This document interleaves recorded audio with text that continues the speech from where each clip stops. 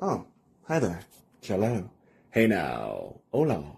And ba weep grana weep ninny bong. However you want to say it. Welcome to that Kev1 show.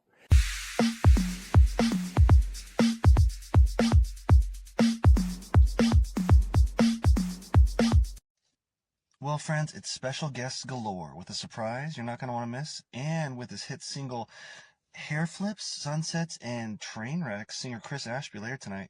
He'll be here. But first, I'd like to introduce a director, a kinetic, engaging actor, sound master, and I know personally, video editor genius. Cherished friend of the show, co-founder of film studio Ghoul Capone Pictures, Drew Crosby. Welcome to the show. Hi, hey, thank you so much for having me. Oh, man, And yeah. a lovely introduction. Oh, yeah, of I course. appreciate You it. deserve it, man. Award-winning. Oh, Thank you.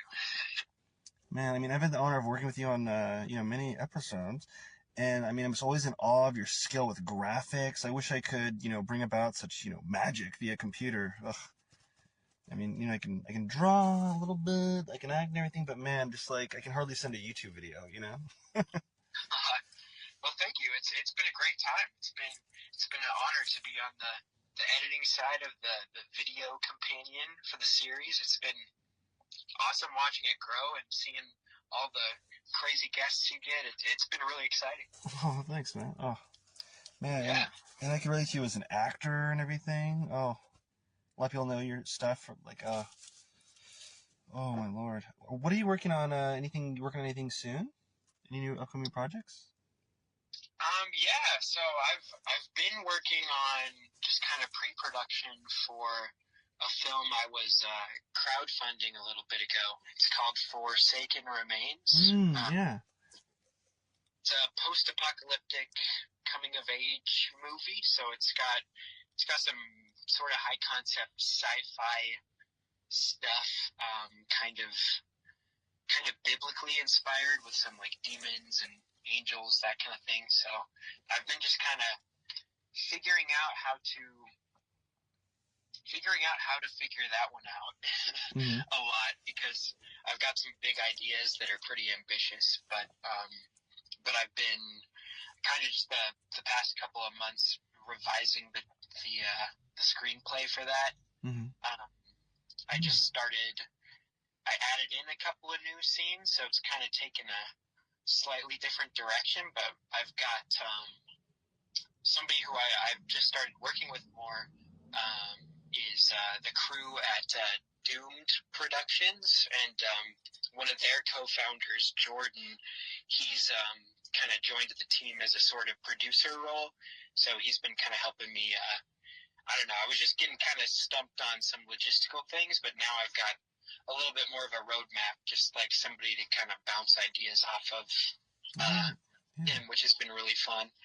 And then his group, Doomed Productions, they do feature films and they like release them for free on YouTube. Oh, It's awesome. Yeah. a super cool thing, and they do a lot of their stuff um, like improv style. Like a lot of their features end up having either like certain scenes they kind of let the actors go for improv, or they've got whole movies that they just kind of outline a scriptment for, which like kind of gives a vision of what the kind of goal is in each scene to get to the next one, like kind of a start and end point. Wow. But then they also act in their stuff a lot of the time, so they just kind of go wild with the dialogue, figuring that out on the spot. But I'm working with them this weekend on Sunday. Okay. We're doing a feature about a pizza guy who goes to this house, and the person who answers the door is basically like, I didn't order this pizza, but one of my roommates probably did. So then I go into this house. I'm going to be playing the pizza guy, actually. And so I'm going to go into this house, and then basically I have to question like all the roommates who are just like crazier and crazier. They're going for a sort of regular show type vibe where it starts out pretty normal, but by the end there's like magic and all kinds of craziness going Oh, on. wow. And I know you're like a video editing genius, like as I've said. Oh my God, you're so like graphically gifted and everything. Are they, is there going to be a lot of special effects in a way, or, CGI at all? Or, I know it's improv, a lot of it, but I mean, with, the script, like what's in the bones of it, do you think there'll be obviously kinetic and everything and wild, but, do you think there'll be a lot of, graphic visuals or? I don't know. They do a little bit of that over at Doomed Productions. They've done some kind of like 2D animated effects and then more like particle effects related things. So we might have some stuff in there. I know there's one scene where I'm supposed to like open a door and the door's got like a portal in it. So there'll be something going on. Yeah, either practical or, interesting. Wow, I Yeah, love that. and a lot of just kind of crazy lighting effects too, I think. But yeah, it's just wild how like that works. Like let's talk with Michael Miner. So back in '87 with RoboCop, and then Winnie McComb with the award-winning Fuzzyhead. Like it's just so incredible how like even like big pictures to like small independents. It's like there's this war of film just to get it done, and it's just so funny how like some of the greatest effects that come off are often just like so simple with lighting or just a camera angle or it's just so funny. It's like wild, yeah, and it's really I love that it's gonna be all improv or a lot of improv going on with it. So I love that because I studied improv with UCB, and I don't know, to me that just really helps when you can give the artist like kind of free reign a little bit. It kind of makes it more real, in my opinion. Yeah, absolutely. Yeah, I've been watching a lot of improvised stuff actually. I don't know if you've seen a whole lot of things related to kind of this folk filmmaking movement. Have you heard of that before? It doesn't ring a bell. I mean, what is it exactly? Okay, cool. Well, I'm gonna drop some knowledge. Drop some knowledge on this. All of us, or maybe just me for the listeners, but yeah. So yeah, it's basically it's almost an entirely like YouTube thing for like kind of YouTube filmmakers. But I've been really getting into this. It's like it's kind of Doomed Productions thing. I've brought them up a few times. Yeah, that's they and it's just like independently made and like produced films that are then being released for free on YouTube is kind of the whole what folk filmmaking is, and you can make like whatever you want to out using those like two kind of rules, I guess. But a lot of it ends up being, since it's so kind of micro budget or like no budget, a lot of it ends up being improvised. So I've been watching a lot of one of the kind of main guys who kind of started this whole thing. His name is Joel Haver. I've been watching a lot of his stuff, and he kind of got popular first for kind of YouTube sketch comedy sorts of stuff. So you've probably seen some of his stuff. But he does, this year it's crazy. He's been doing like one feature film each month so far. And so like that kind of got me into watching his movies. And it's just crazy because like he's producing a film that frequent, or that he just had them kind of banked and he's releasing them at that level, or that's incredible. I mean, this guy's wild. He's like literally just doing it like that month. Wow. And that's like his challenge for this year is to do one each month, like within that time frame. And it's wild. I think that both the two he's done so far have been really good.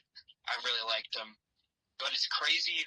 Like, I've only had experience really doing comedic improv up to this point, but seeing dramatic improv too, and like integrating comedy into dramatic improv is something that like I see from this guy, and it's just really impressive and inspiring. So it's like, I don't know, I want to try to tap into that. Yeah, going forward in that's really projects. inspiring. Yeah, it's like pure art. Yeah. And to, like you say, go from like a yo-yo back and forth in the emotions, like from dramatic to comedic. Yeah. Yeah, because I mean, it seems like a really hard balance to kind of crack, just like comedy, even comedy alone, you know? So. Wow. That is incredible. And you said it's called folk filmmaking, or? Yeah, Huh. that's what it's called. It's just like, it's on the ground running, sort of anybody can do it stuff. Yeah. Huh. Yeah, I've never heard of it with that term, so I definitely gotta look that up.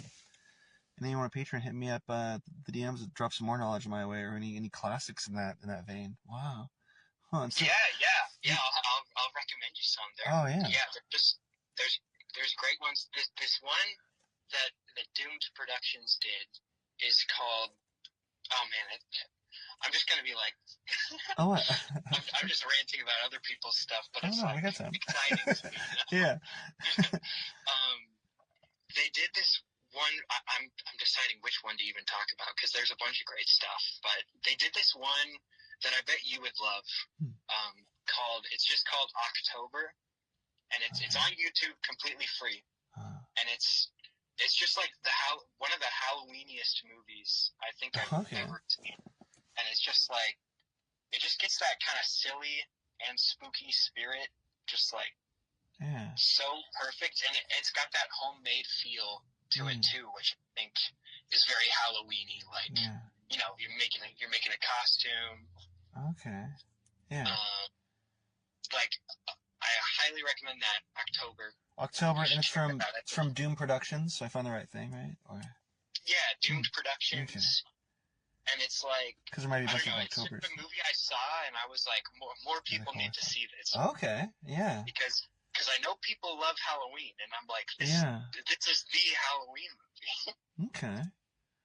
Hell yeah. Oh, I love it. Kind of like taking YouTube back in a way too, and so the rules of folk film are it's free to the people and it's independently made, or? Yep. Okay. Yep, exactly. Now I know you said Doom Productions is mostly, if not all, improv, but is improv one of the rules of it, or no, not necessarily, or? Not necessarily, no. And like they've done scripted stuff as well. I think that one I'm talking about, October, I'm pretty sure they had a script for that. But it's still like, I don't know, I've just seen like improv is commonly something that just people in that circle use because it kind of, I don't know, it streamlines the process, I guess, in a certain way. And then also, like you were saying, for some artists, it's like, it feels more real, because it's not scripted. Yeah, it's like whenever I do like a scripted thing, like, or especially when it's like a bigger production, like, I don't know, I kind of just find myself, improving or changing a couple of lines, tweak it ever so much just to make it my own. So improv really lends itself. So yeah, I'm kind of just more naturally improver just to get, to put on that character, so to speak, For sure. And I mean, I feel like I'm always hearing like some of the most iconic stuff in movies was improvised, Yeah. No, totally, yeah. I feel like Here's Johnny was one of those things. Really? No way. Really, was it? Wow, I didn't know that one. I think so. Hopefully I'm not wrong. Yeah. Hopefully I didn't just pull that out of my butt, but I feel like I've heard that before. It must have been that he was already... I need to fact check. Yeah, I'll fact check. Okay. Man. So, like we said, you're kind of a wonderkind, you're kind of an Inspector Gadget of creation and all that. But like one of your latest films, someone was telling me who's involved with the McMinnville Film Festival, because they said your name. I was like, wait. And I was like, that Drew Crosby? Yeah. Rocky is Dead? What can you tell me about that? I know it's an official selection of the McMinnville Film Festival, and I want to say another one without spoiling it. That's a short you were involved with recently, wasn't it? Yeah, that one is... That's the most recent one I've actually written as far as short films go. Because the last couple I did were either somebody else wrote it or I did an improvised one myself. But Rocky is Dead, that was kind of it was something of a final project when I was going to Clackamas Community College. I was getting like an art associate's degree there, and that was my kind of... not exactly my senior project because I was just there for the 2 years, but thesis-ish kind of, and it's a dramatic, it's a dramatic comedy actually. So I guess I have tried to mix those things before, but it's about It's a short film I did with my friend Nolan Sternkoff, who also is one of the co-founders of Ghoul Capone Pictures, which is just kind of our group, our friend group of filmmakers that kind of got together in high school. So we've just produced a lot of stuff together.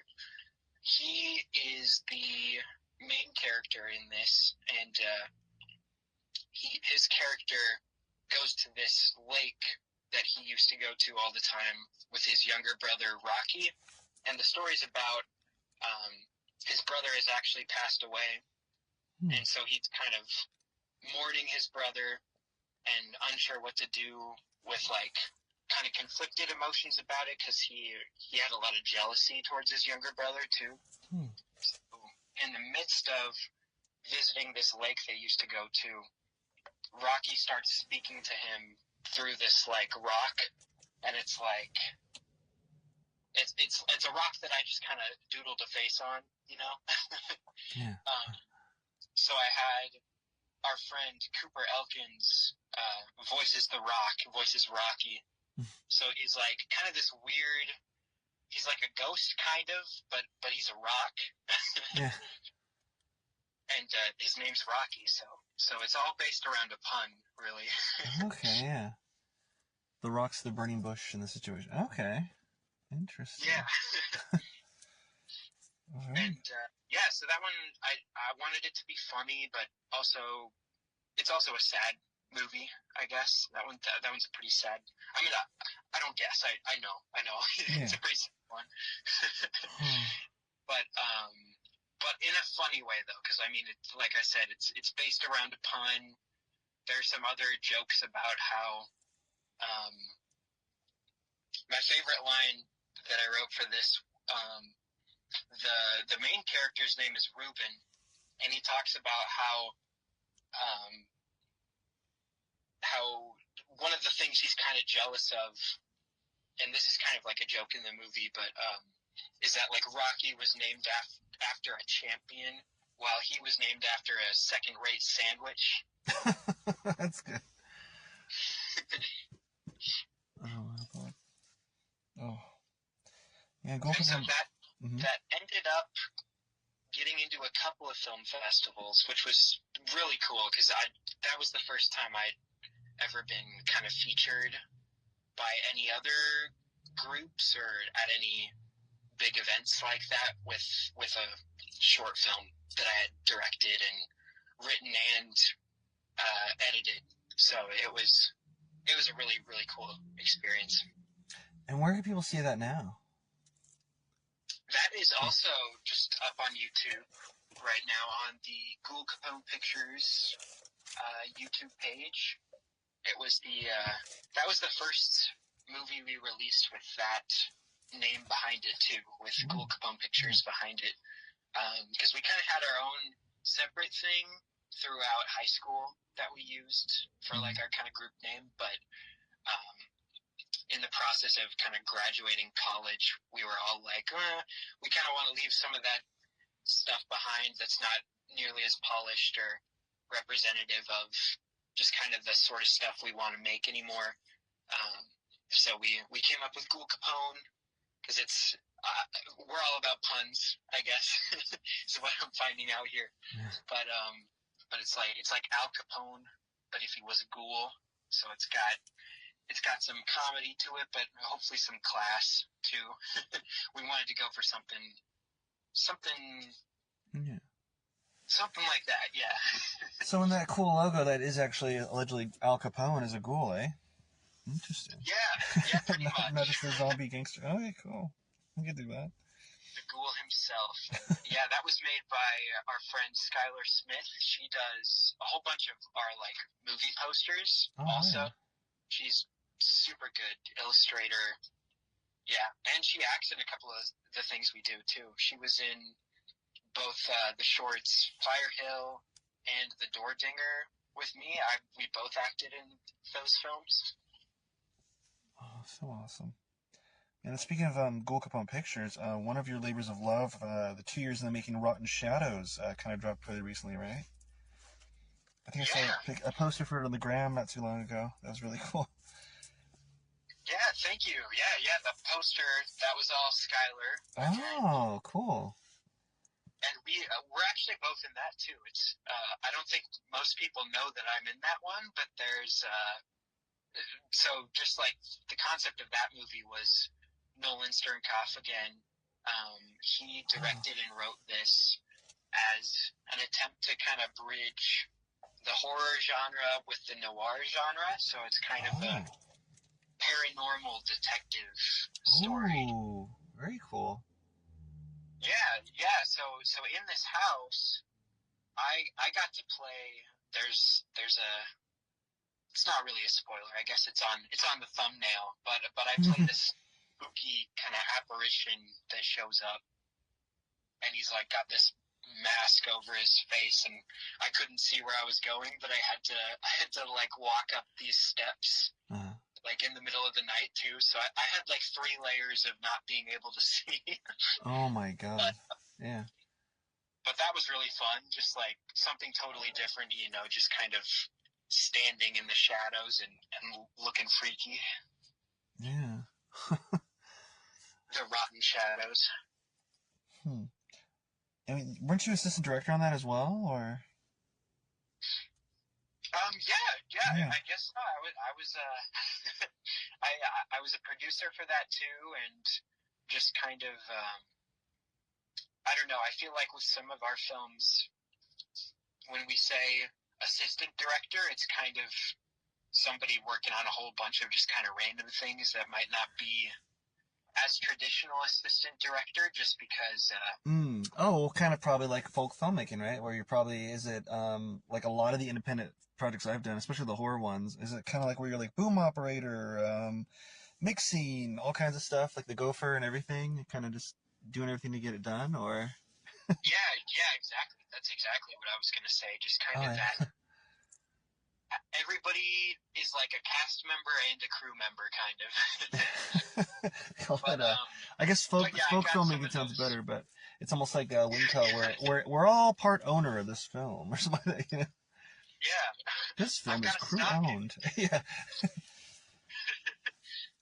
Yeah, so, but yeah, like Nolan would come to me with a few sort of more creative questions, I guess, too, and then I was there from the very beginning of production. That was one we crowdfunded as well. Similarly to Forsaken Remains, which I'm working on right now. That one, yeah, we were able to crowdfund, and it was kind of perfect timing for that, because we crowdfunded that like in the time period during kind of the real bulk of COVID shutdown, when people were getting like stimulus checks. Oh, okay. So I think that ended up working well for us as far as that campaign went.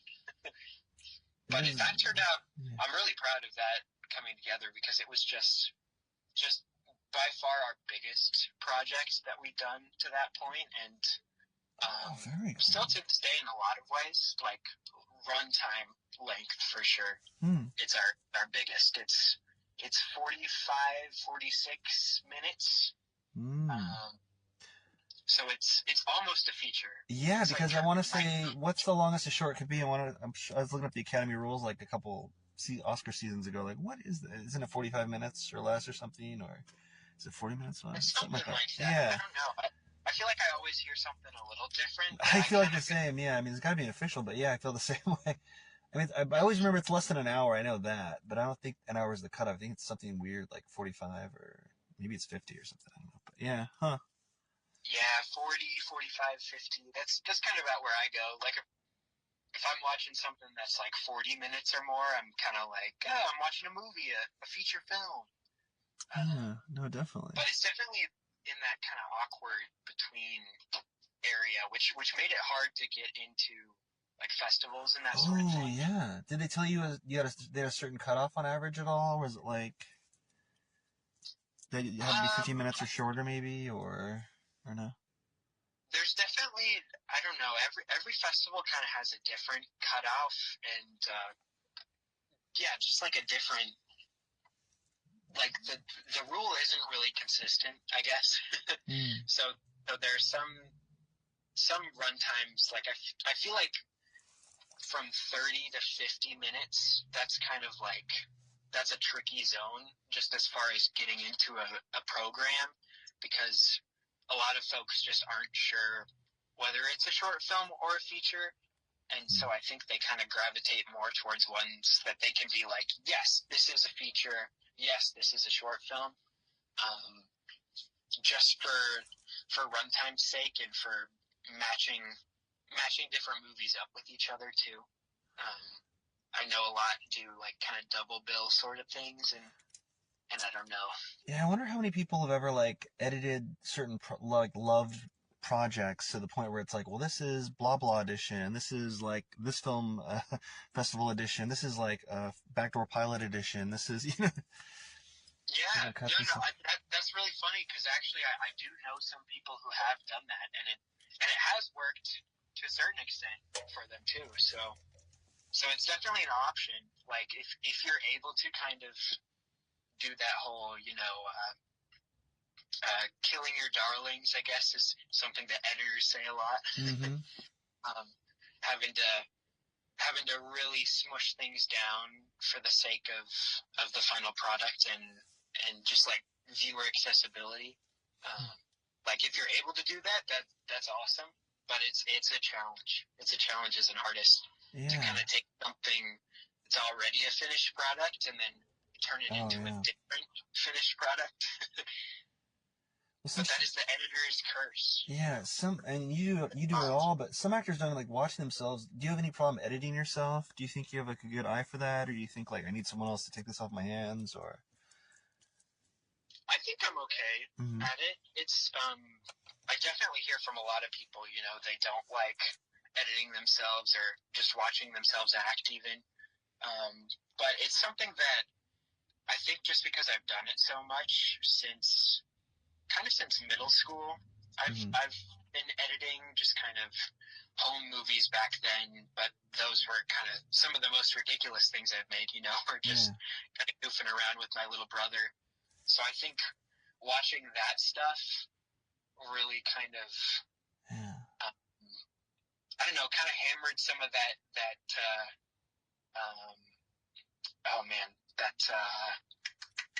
je ne sais quoi. No, what? Yeah, I don't even know what. That, what is that word I'm thinking of? Just that kind of, I don't know, embarrassment, I guess. Like, kind of got that out of the way a little bit earlier, I think, for me. So yeah, it's like, well, I always felt, I mean, I had no problem watching myself because, like, and when I say this, I'm not judging anyone's methods at all, like, when I say this, but I remember when I first heard, I want to say the actor Gene Hackman saying he never watched his work at all, and I was blown away by that as, like, a little young kid actor, or whatever. I was like, what? Because it's like, it's a visual, to me, it's like a visual medium, like comic books or something, essentially, where it's like, you kind of almost, to me, personally, you have to kind of see it, in a way. Imagine if like you were working as long as him, for example, or Tommy Lee Jones or something, and then like all of a sudden you do watch your work one day in a hotel just on this TV on the screen. You're like, oh, okay. You're like, oh my God, all these years I've been tilting my head at this weird angle when I'm doing dramatic, you know what I mean? Or you just been doing something visually you weren't aware of for like 30 years or something if you'd never watched your work. So I was like, I feel like you have to, don't you personally? But it's like, okay. Yeah, no, I like it. I feel like it's almost a learning experience watching your own work, Yeah. That's my personal. I mean, you do notice if you tilted your head that specific way. Yeah, you're like, whoa, do I really do that every day or something like that? Drew Crosby, action icon, and then one year, like, do I really stick my tongue out the side of my teeth ever so much before I shoot a gun? All these movies, or something. Guns just do that for me. I gotta stick the tongue out. Gotta become like a weird emoji. Yeah. The gun tongue emoji. New emoji just dropped. But yeah, so speaking of acting, though, like when you played that terrifying, apparition in Rotten Shadows, was there a certain method or process to get into like that specter mindset when you're under all those layers, or? Oh man, I mean that's a couple of years ago now, but I did kind of a similar role more recently in one of Nolan's upcoming films called Bad Crop. In that one, I I was this kind of pumpkin head sort of figure. So I've got like literally a jack-o'-lantern like on my head. And I think a big part of those kind of roles is they're kind of almost mindless characters, they're just kind of there. They're of another world, so you have to kind of leave, I feel like, everything behind. Interesting. Almost, you kind of just go blank slate with it. Well, when you were that pumpkinhead creature, were you like just straight up like a monster, or were you like a character that was mutated, or was it not? It was just a straight up monster, yeah. Or actually, kind of mutated. It's basically like a zombie, but with pumpkins. Okay, Like I think that kind of spirit just kind of shows up in this pumpkin patch and then starts sort of infecting different characters. It's kind of what happened. So I stood in for one of those. And yeah, with that, I mean, that character specifically was a little more active as opposed to the apparition in Rotten Shadows, because the Rotten Shadows one was very much just, he was kind of a daunting presence, almost trying to invite this kind of paranormal detective character who's really obsessed with this house and proving the ghosts are real. It's kind of, my character's existence in that is kind of the femme fatale, I guess, of the noir. It's the one drawing them in and being this kind of opposing force at the same time, but then it doesn't quite like straight up attack anybody or go straight directly to violence. Whereas the pumpkin character, that character was more like in survival mode, trying to kind of convert these other characters to its pumpkin patch, Yeah. So that had a little bit more of that character had a goal, I guess, to keep in mind a little bit more so than the other one. But I mean, I don't know. He also had a goal though. One you were flexing the acting I saw a little more, and one was more not set dressing, but more of a not modeling, but kind of just this visual force, like a magnet, kind of drawing them in, kind of. Yeah. You were kind of like the walking MacGuffin in a way, right? Yeah, exactly. Exactly. I was like the personification of the house, almost. Very cool. And what can you tell us about winning the Best Acting Performance Award from Scream's Horror Film Festival? Was that for Fire Hill, maybe, or? Yeah, that was Fire Hill. I'm still really proud of that. That was like a pleasant surprise for me, I guess, because there were a lot of great films there with a lot of great acting. So that just like was awesome. Like I'm super grateful for that. That boosted my confidence a lot, I think, too. Just in the more comedic acting too, because that was a role that was like 100% comedy. It's kind of the idea for that one. This was another Nolan project. Many of the projects I've worked on are Nolan ones. But the idea he had for that was taking kind of an Austin Powers type character and putting them into a Evil Dead situation. Wow. What? So my character is like this super duper over the top kind of chill, positive vibes personality. He's just trying to find the best buffalo wings in the nation, in the world. Oh my God. And so he's trying to go to this restaurant called Fire Hill, but he ends up at Fire Hill the cemetery instead. And hijinks ensue. Oh my! I gotta check this out, Doc. Where can one find Fire Hill now? That one's also on our YouTube. On Go Clip on Pictures? Pictures. Very cool. YouTube. Yeah, I might check that one out tonight for legit. Sweet. Yeah, I feel like Yeah. that one's also super up your alley. Yeah. I think you did. That one, oh man, it's so fun. It's weird to say, but it's so fun getting sprayed with fake blood. Like, that's one of the most fun things in acting. I've had fun with fake blood, and then I've had some where like, oh, this is gonna be fun and awesome, and then all of a sudden, okay, when's this gonna stop? Where it's just pouring over me. I think it was the Pumpkins Attack sequel. It was great, but like it just Oh, wouldn't man, stop. yeah. It was in my eyes, and it just kept going. And I know this is gonna be great visually, but it's like, Yeah. what is happening? Am I in danger? You know? Oh man, yeah, that's also so true. Because like, Skylar on that project also had kind of a blood stunt. Mhm.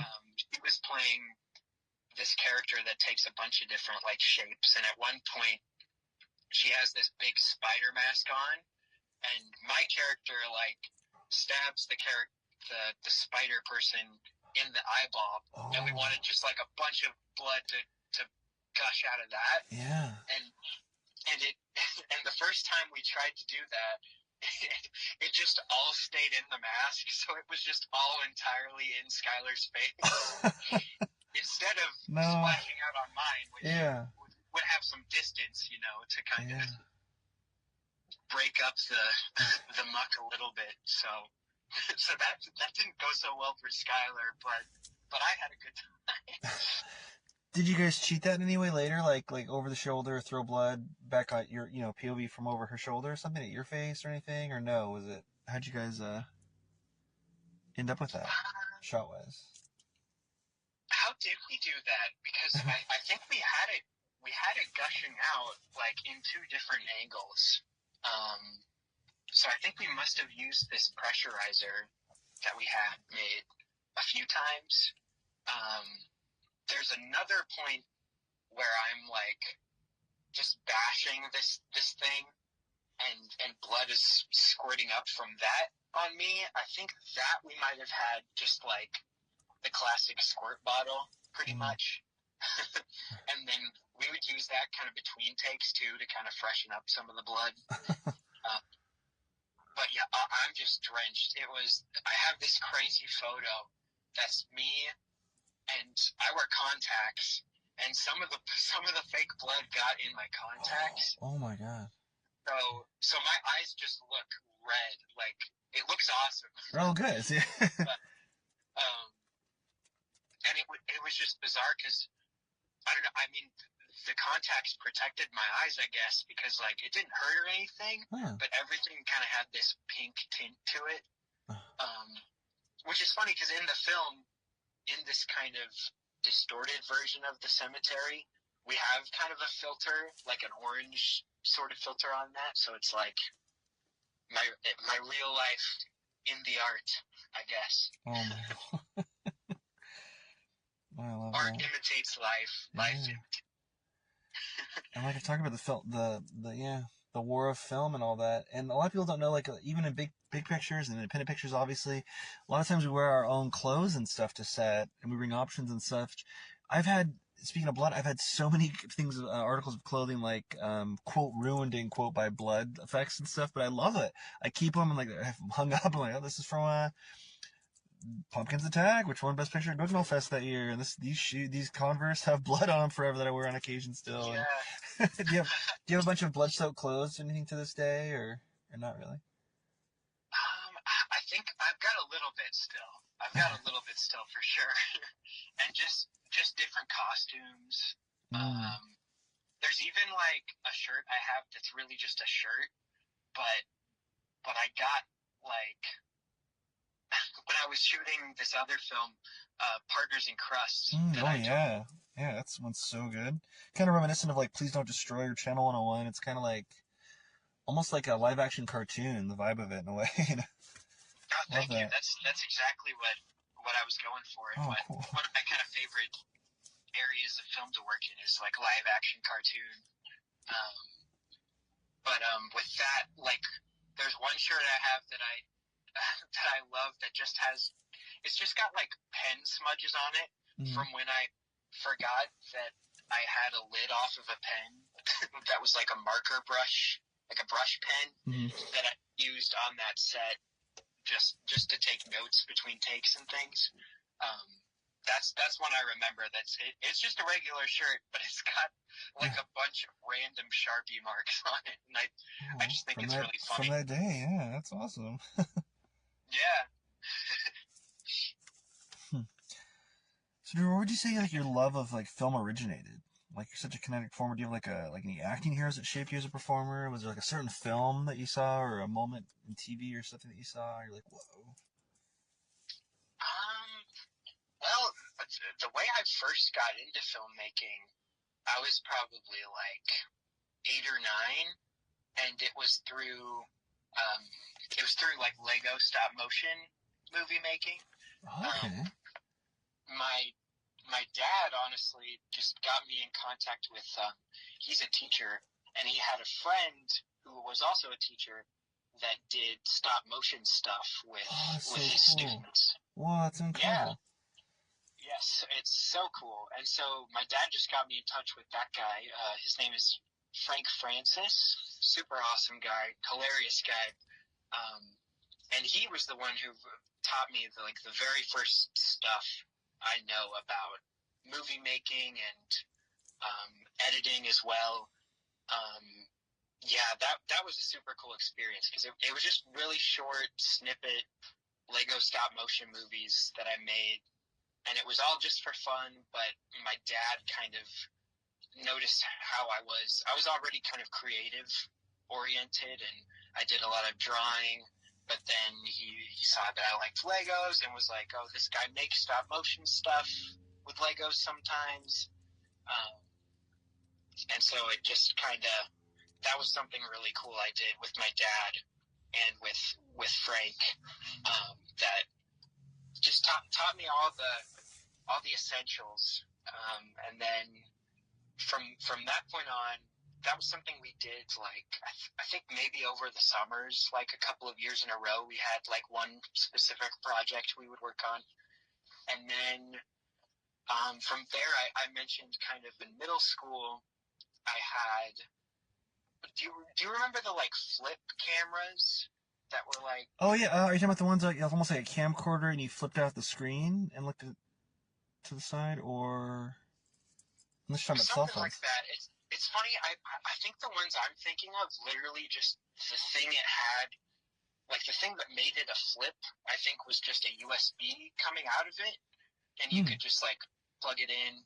It's almost like... Oh, yeah. I mean, the ones I'm talking about are that too. I don't know if we're talking about the exact same ones, but yeah, no, definitely. I think so, for sure. They were almost like, our phones nowadays are almost kind of shaped like the ones that I'm thinking of, but I had one of those in middle school, and just kind of, me and my brother again, we made just a bunch of random improvised stuff for fun, and then that would eventually lead to us wanting to kind of script stuff out. So I would like write scripts for my brother to then like act out. That was a blast. As far as my main inspirations go, I think it was pretty late down the road. Like, the movie came out in, I want to say like 2016. Let me double check on that. But yeah, 2016. Swiss Army Man is like my favorite. That's amazing. Yeah, it came out of nowhere, it seemed like, because I don't think I heard about it till I think I saw it on I might have saw a poster for it before, but I mean, like, I was like, what the hell is it?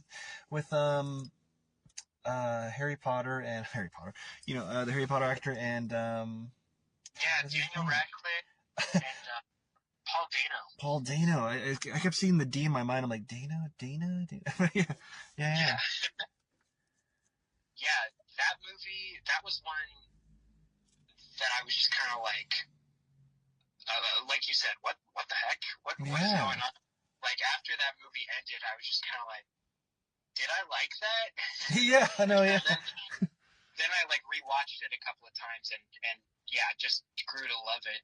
Yeah, I mean, like, say what you will, if you on the spectrum of loving or being like, what the fuck? Like, it's definitely like, you see those guys, and like, I think most people appreciate those two, probably by and large. Anyway, but like these guys are definitely artists. When you say like, you know what? Okay, you know, they're not just like, Yeah. you know. Absolutely. Yeah. Love They do them, fun hate them. jokes, but Yeah. with something to say. Yeah. Yeah. Yeah, and that was one that was just kind of acknowledgement that you could make something weird and really connect with it, and other people could potentially really connect with it. That was directed by Daniels, who went on to do Everything Everywhere All at Once. Mm-hmm. And so, like, also seeing that movie kind of break out of the indie space and just become like the biggest movie of the year was also a very validating thing, because it was just like, look at these weird guys making weird shit. Yeah, you know, it's funny. It's like people love it. The time like, of the geek has truly arrived, I think, or maybe unless it's just the time for everyone to bring their value to the table, maybe. But like, cause I remember like reading comics at pizza shops before it was cool, and now the MCU is almost passe, and we could movies like that. Like when even like my godmother, my aunt, was like all about, oh, you got to see this everywhere, ever, all at once, and she's just, you know, she's older, you know. I mean, like I don't think she's a boomer quite, but you know, what I mean? But it's like, the fact that people like that are loving that movie, I'm like, wow, this is like a movie that, you know, we'd be into, and we are into. But I mean, you know what I mean? Like, it's like, you know, it's like, it's a kind of shift. Yeah. It's pretty wild. But yeah, that's been great. Swiss Army Man was, more than anything else, the kind of stylistic inspiration for that first Al Capone short we did too, Rocky is Dead. Because that's, I don't know, that's got some similar life and death themes, and was really going for a somber but funny sort of thing. Yeah, and then Everything Everywhere All at Once has a rock with a face on it too, and I was just like, oh my gosh, my guys. These are my guys.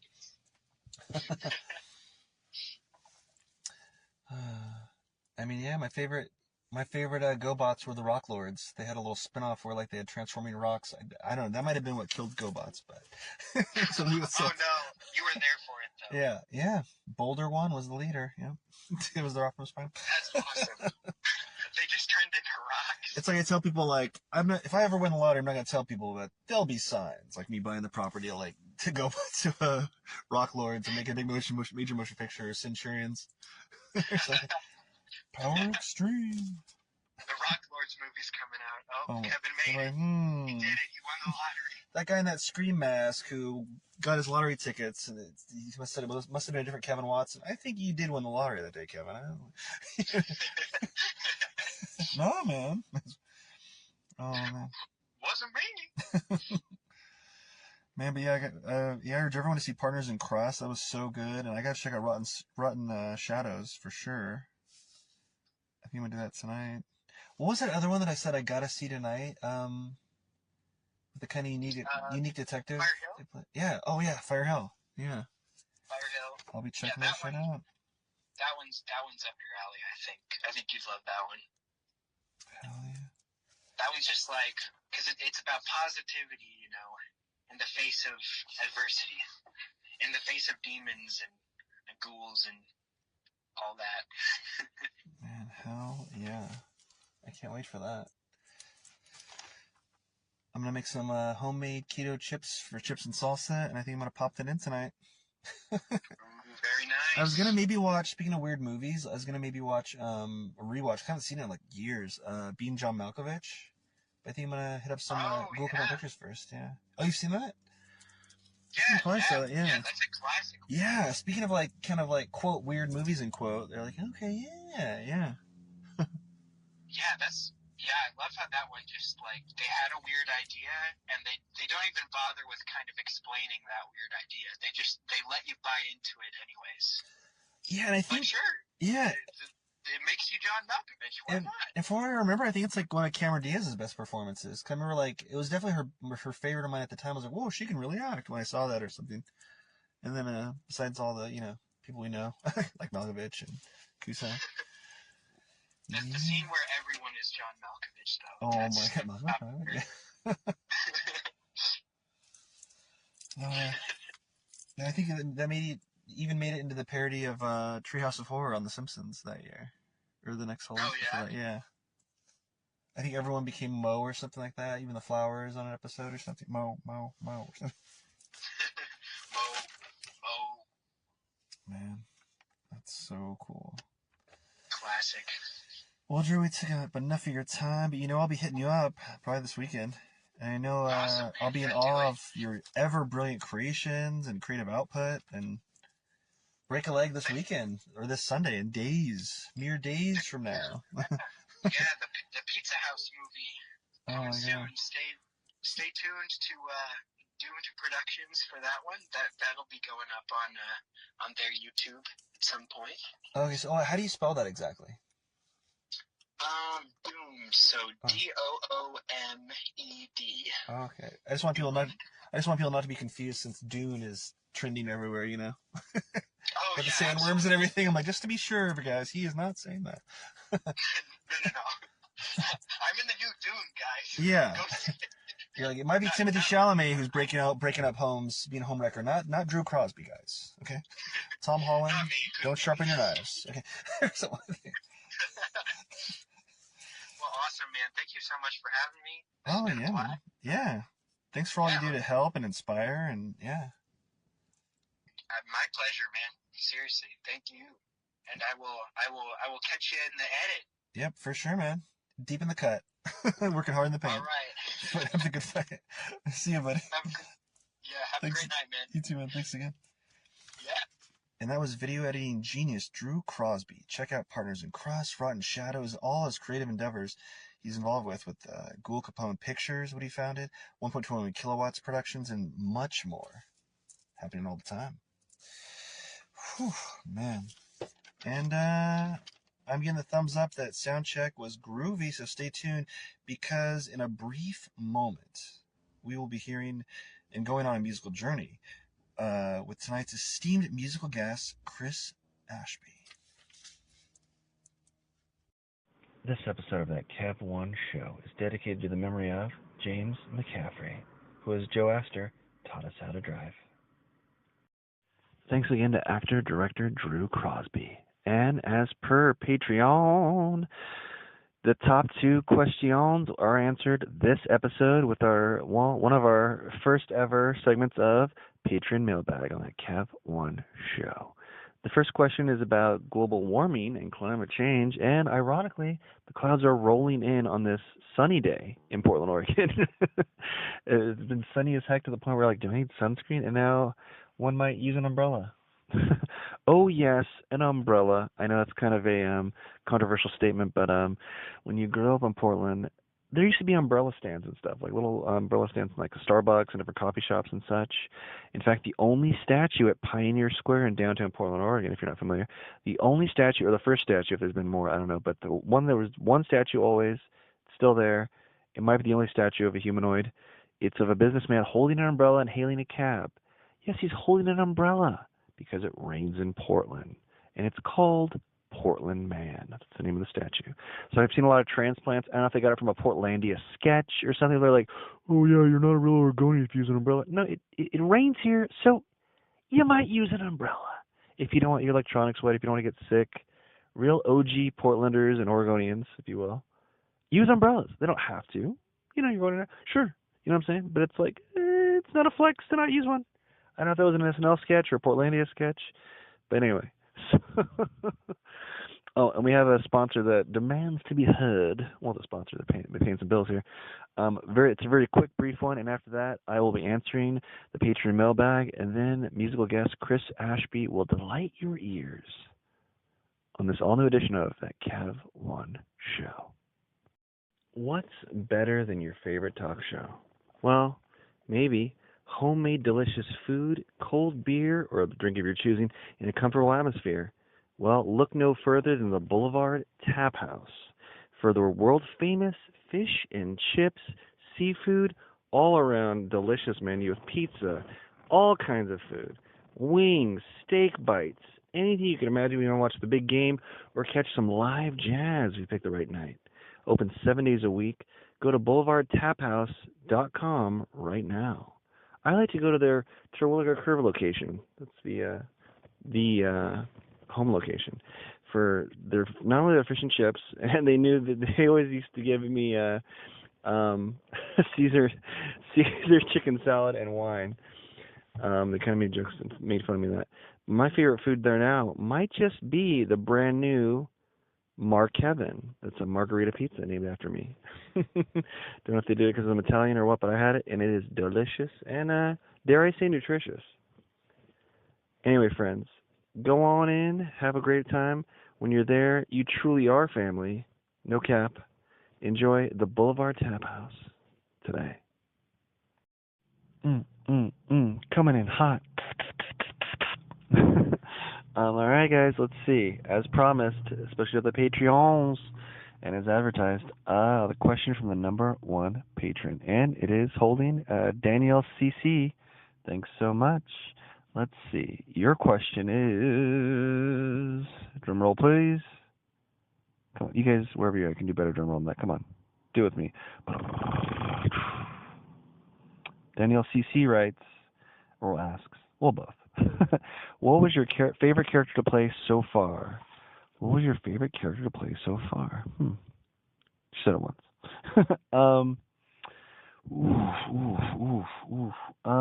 As an actor, that's to paraphrase Nicolas Cage in that movie with Pedro Pascal he just was in recently. What was it called? The massive weight of immeasurable talent. You know where Nicolas Cage plays himself, a fictionalized version of himself. He said in that answering the question of what his favorite movie was an impossible question to answer, like depending on mood and so many things. While I respectfully, and I respect his opinion on that, I respectfully disagree on that. When it comes to favorite film, I know my favorite film. But if anyone, for any different reason, can't pick their favorite film, totally respect that. Yeah. I likewise find it like an impossible question to answer of what your favorite role is thus far. Probably a similar vibe to what he was kind of meaning in that for him, 100%.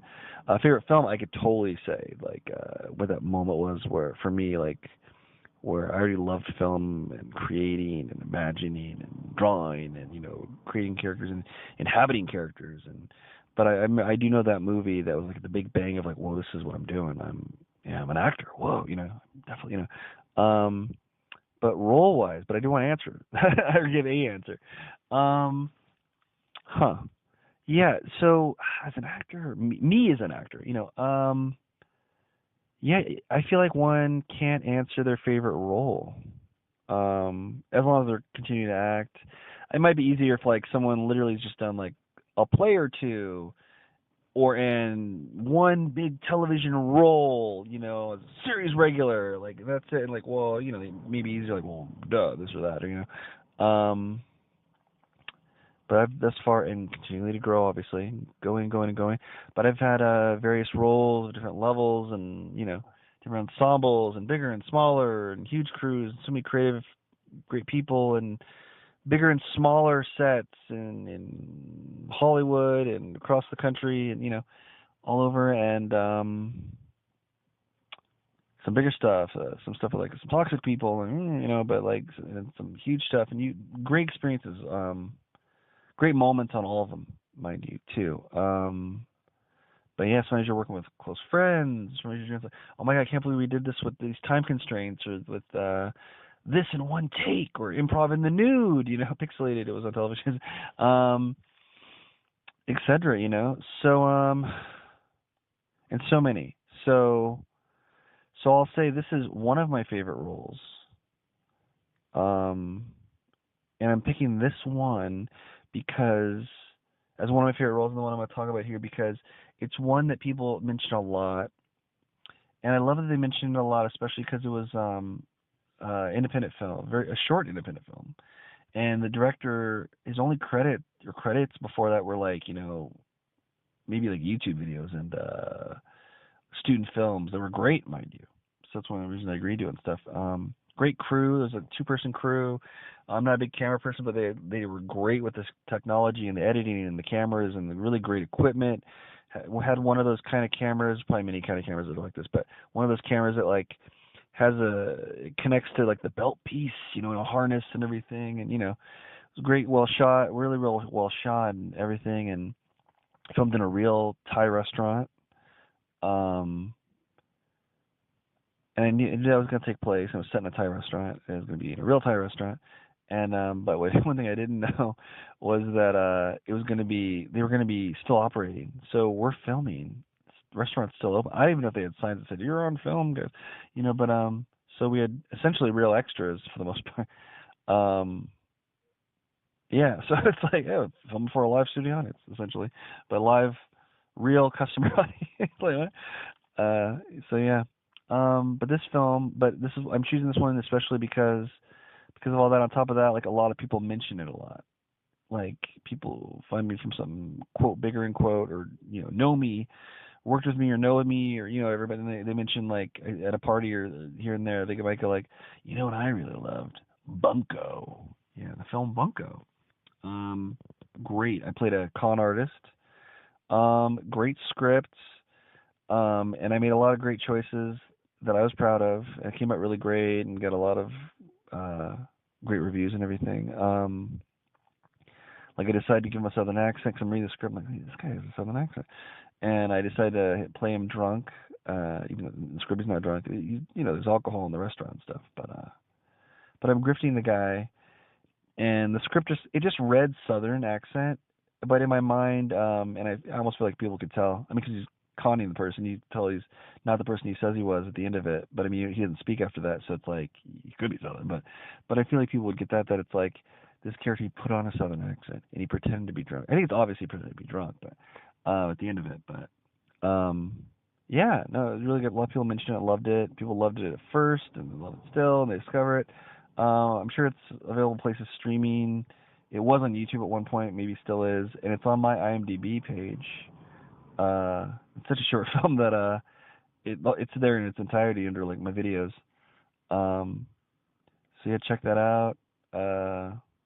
Yeah, that was a good one. I filmed that right on the heels of filming Cold Case Files as a real life murderer, and so at first I was gonna almost play it the same way, the same vibe.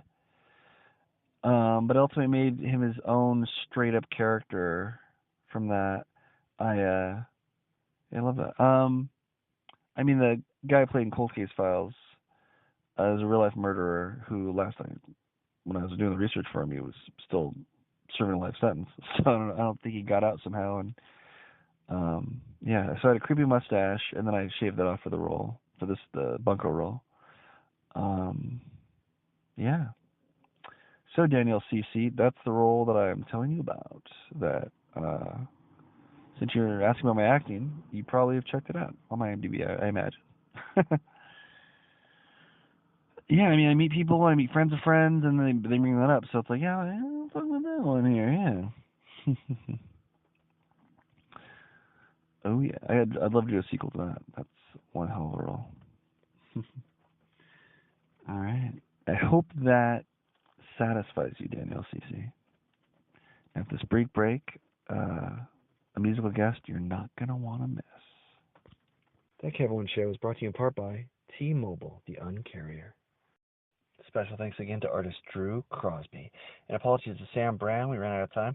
We'll have you on very soon. Without further ado, to play us into the show's climax tonight, please welcome, with his song Hair Flips, Sunsets, and Train Wrecks, Kris Ashby.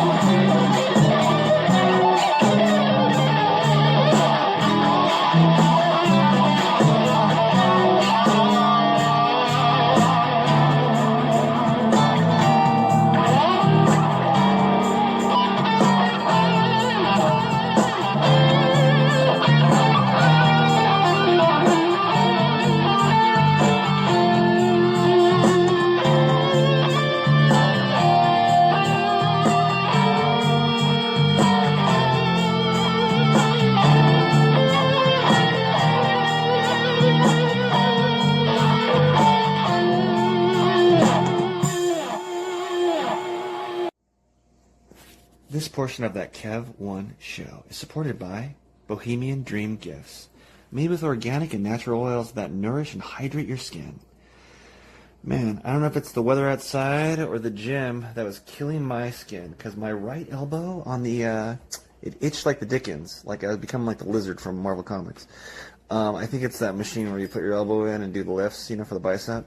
But I was itching my skin like crazy during, well, I won't say who because I don't want them associated with rough skin, with one of our guests here in the near future here.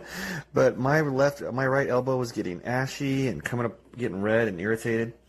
Anyway, I used some of the promotional cookie dough body oil from Bohemian Dream Gifts that they gave us, and my skin, I'm not kidding, came back. I can vouch for that one. The cookie dough oil baby body oil, the cookie dough body oil brought my skin back to life like an Evanescence song. I'm not kidding. My skin is smooth and happy again. 100%. You can buy cookie dough oil on Etsy at the Bohemian Dream Gifts shop.